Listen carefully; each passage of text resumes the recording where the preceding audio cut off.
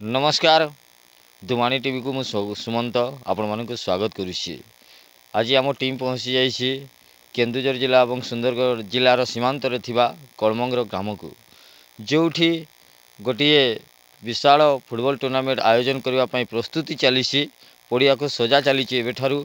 आम पचारि बुझा सभापति पाखु ये अनुष्ठान सभापति पाखु आम बुझा प्रतिक्रिया आम नेबा निहाती भाव में कौन रही ए वर्षर टूर्नामेंट को नहीं केते मात्रा आग को नेबे बोली आशा और विश्वास कर ना कौन। माई सेल्फ आकाश किरण नायक 8तम नॉकआउट फुटबॉल टूर्नामेंट 2025 BCYC के organize by Trishakti inter village committee Kalamang. ए वर्ष आम गत वर्ष ठारू ए वर्ष आउ टिके भलो करबा पई चेष्टा करिचु। ए वर्ष प्राइज रखा जाइछि 1,50,111 टंका, 1,111 टंका, 50,111 टंका, 50,111 टंका।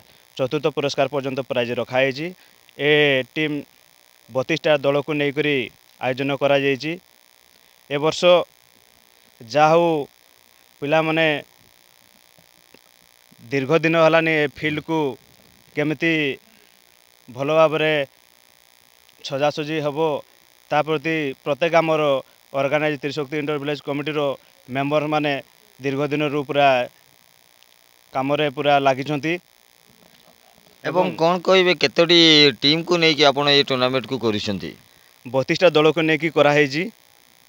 ए वर्ष फाइनल डे नाइजेरियन प्लेयर सब आसिकी खेलर प्रदर्शन करेंगे एवं समस्त को आशा विश्वास समस्ते कलमंग टूर्नामेंट को आसिकी उपभोग करंतु। विशेषकर फाइनल दिन आपण माने पहुँची नाइजेरियन प्लेयर खेलर प्रदर्शन उपभोग करंतु। धन्यवाद। Thank you.